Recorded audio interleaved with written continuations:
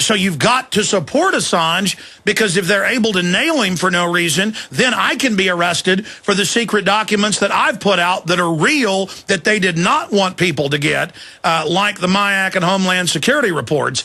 I happen to know one of the people that leaked me stuff. They found out about other things he was doing, and he got in a lot of trouble. But I mean, this is all just incredible stuff that's going on. John, you just heard me rant about the point about Assange. I mean, if we don't support him in free speech, even though this is all basically a setup, then doesn't it set the precedent for them to come throw John Young or Alex Jones in the hoosegow? Well, it's a good point, because, in fact, someone said on the mail list, hey, why has John Young not been charged with rape? And I had to laugh at that, because you see me compared to Assange, you know that charge would never stand up. But my point is that don't be lulled by this rape charge in Sweden. There's more coming along that line. This is just the tip of what's coming out of Sweden. And so don't forget, we're on a bombshell campaign, Alex, and every day something unexpected happens. So something in a series of unexpected things will happen on that strand while other things are happening on other strands. So this is a multi-stranded operation, and we're actually being teased with the easy stuff right now to set us up for more interesting stuff. Well, we've seen that pattern. It's building, as you said, and I got to hand it to you. Over a year ago, you laid it out with precision. Let's go back, though, because you've been an insider in this entire world. What are your WikiLeaks sources or other hacker insiders? What are they telling you, John, that you can relay to us? What bombshells can you give us? Well, let me tell you who they are and where you can find their names. You can find them on Wikipedia. Look up the term cypherpunk, and I'll spell that for you if you haven't heard of it. That's a PKD term. Cypher spelled with a Y, C-Y-P-H-P-U-N-K. Cypherpunk, got it. That's right. Look there and scroll down the bottom, and you'll see my name, Assange's name, several dozen names of people who all plotted all this and are still very active in this. And I've started pointing to this now. When you want to know what's behind WikiLeaks, go to this one site, and you'll see the entire gang. You'll see a whole bunch of links to other sources, and you'll see how long this has been going on and why you're not going to be able to contain it. And so that's the first thing I can tell you, is this is public information that's been out there for years, but no one did the slightest amount of research on this. And so that beyond this Wikipedia entry, I've got the archives of the cypherpunks mail list that went on for several years, where all these issues were thoroughly discussed. This is very high-level technical material. And these are not young people like Assange. Some of these people are extremely wealthy, and they're not George Soros, who's clueless technically, and he thinks his billions makes him all-powerful, but it doesn't. It makes him rather stupid, like the CIA is stupid because of their alleged power. So these are people who are much craftier than that, but I would recommend that people take a look at the cypherpunks Wikipedia and study it. Okay, I'm looking at the cipher. John, I'm looking at the cypherpunks on Wikipedia. Scroll up for me, guys, to the top. Scroll down to the bottom. Okay, but I want to make sure I've got the right entry. Go to the top for me real quick. It's the cypherpunk entry on Wikipedia, and not to be confused with the PKD cyberpunk. Okay, right. Let's scroll to the bottom now. Go ahead. Well, go down the bottom. You'll see there's a list, a number of people who are involved in this. I'll be there. Assange is there. A number of people there that you may not have heard of, but the founder of EFF. The founder of a number of other... John Gilmore of Sun Microsystems. So look down there. There's some very notable people there. And they got this started in the early 90s. And I got on the board in 1994. I was amazed that there was such a group like this. Extremely intelligent, highly capable engineers, scientists, cryptographers, highly political astute people. Assange came on board in 1995. And there were several thousand people on this list. It's an amazing operation. Okay, so it's a wide spectrum. But what's the overall political kernel to this? Is this truly independent, or is this a government agency, or is this a combine? Well, I'm going to try to give you an answer that may be a little hard to understand. It is none of those.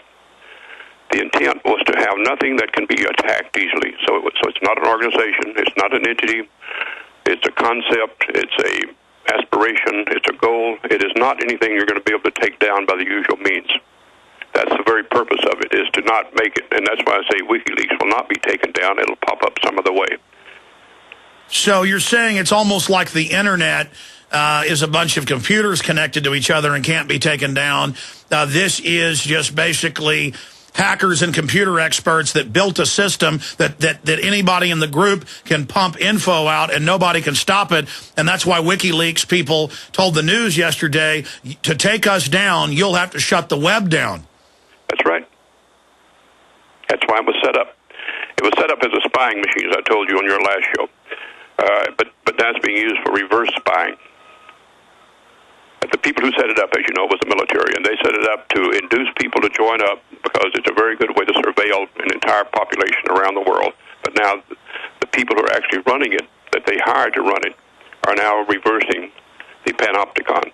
Well, that's what I've always said. They use Google to spy on us. We use Google to spy on them with the massive group collective brain that they're not ever going to be able to stop, because they might even have the intelligence, but they don't have the personnel to deploy operations. But as long as we're an idea, a manifesto of human liberty, it's unstoppable. Yep, that's right. Because they'll have to stop themselves if they do, because they set this up in order to control things, and they're gradually losing control. So it's kind of like the Lord of the Rings analogy of Sauron. He makes the ring, but the ring actually controls him. So somebody can get the ring and throw it into the crack of doom. This is always the outcome of imperialism. It eventually destroys itself. Unbelievable. And again, you've had piercing understanding of this because you were involved from the start. And you're telling, you're talking just like government people I've talked to, like Dr. Bob Bowman, former head of Star Wars. He'll always say, well, I can give you what's open source, or they declassified this by mistake. I can tell you this. Now, go look at that. And so you're saying, look at this list. It's hidden in plain view. This is a system, a door that swings both ways. What I'm getting from what you're saying, John, is that this is out of control. Well, it is. However, it's smart people all around. One of the things we always have to keep in mind that every time you think you got a clear understanding, someone outsmarts you. And so one of the things that I admire about the cypherpunks, they never got completely arrogant and said that we are going to run things. A few tried, and they got shot down by critics who were smarter than they were. So what I'd like to caution is, don't think that you're going to get this easily. To say it's out of control, I'm saying it's going to take some work, because you'll be set up repeatedly and entrapped. And as with WikiLeaks now, they've got WikiLeaks redacting documents, so that means the fix is in, because redaction is a control mechanism. Well, that shows that they're coming to them and saying, don't give out our agents' names. We'll go easier on you. They're already being co-opted.